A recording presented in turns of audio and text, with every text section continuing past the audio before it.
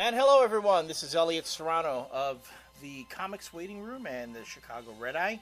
And welcome back for another online column of the Comic Culture Warrior. I'm here again at Dreamland Comics with my buddy Jose Melendez.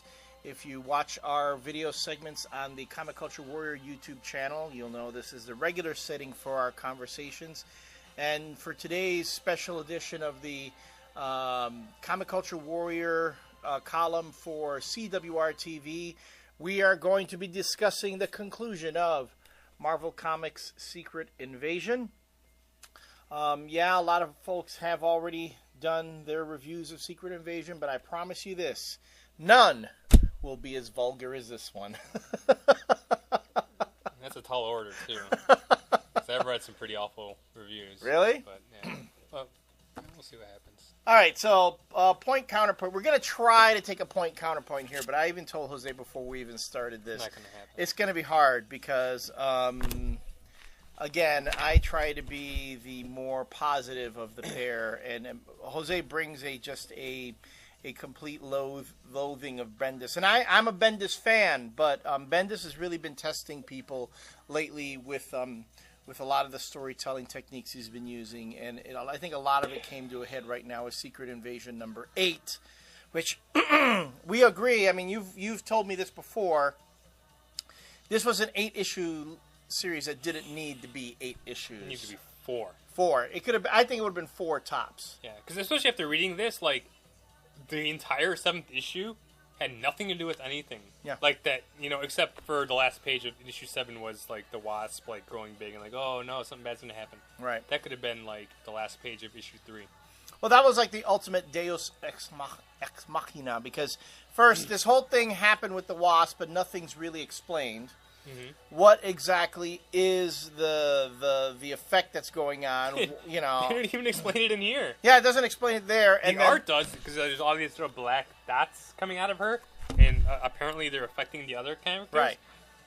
But it doesn't tell you what it's doing. Right. Talk about the epitome of lazy storytelling. We'll let the art tell you what's going on, but we're not going to tell you the reasons as to why this is apparently affecting all of the superheroes and none of the Skrulls. None of this girl. Well, in any case, I mean, and then later on as the story progresses, because this is the thing that kills me, is that the final issue is told as flashback, not as things are happening, but I'm assuming the flashback is being told through the eyes of the new, spoiler, but, if you're watching this, we're saving you something. The new Illuminati, which is comprised of... Have you heard what Michael Bendis is calling them? What's he calling the them? Illuminati.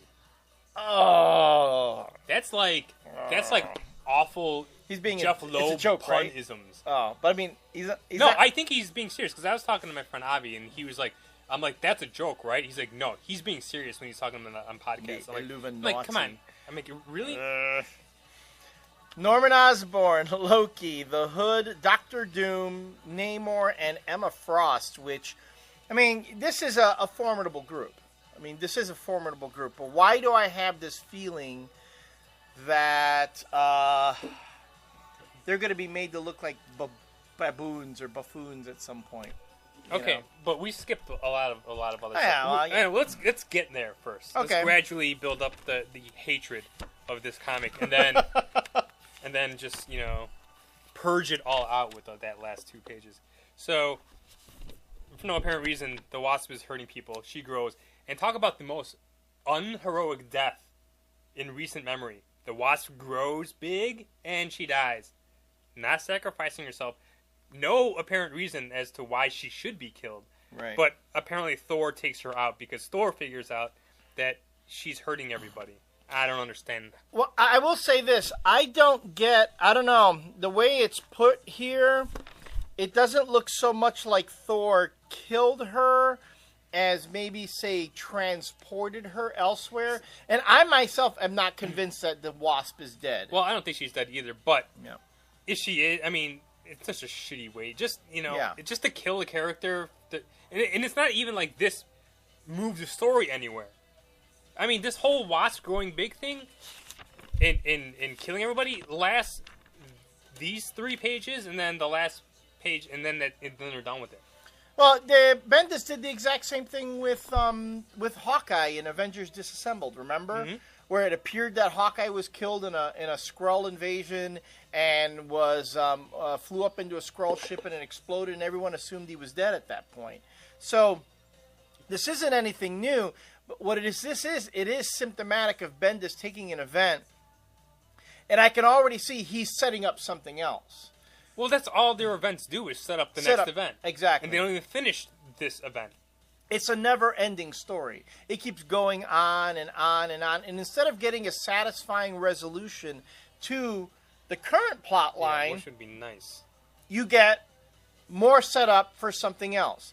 Which, I mean, I understand you want to keep momentum in the Marvel Universe going, and events, are supposed to do that. But to me, these types of summer events used to be... Summer events. They used to be year-long events. Exactly. And it wasn't like an event that was supposed to, again, set up the next event. It was supposed to set up the status quo in the Marvel Universe or the DC Universe or whatever, and let people play in that universe for a bit before you decide to do the next event, which then changes the status quo, reshuffles the deck or whatever. Which has already begun the week after this ended. Yeah.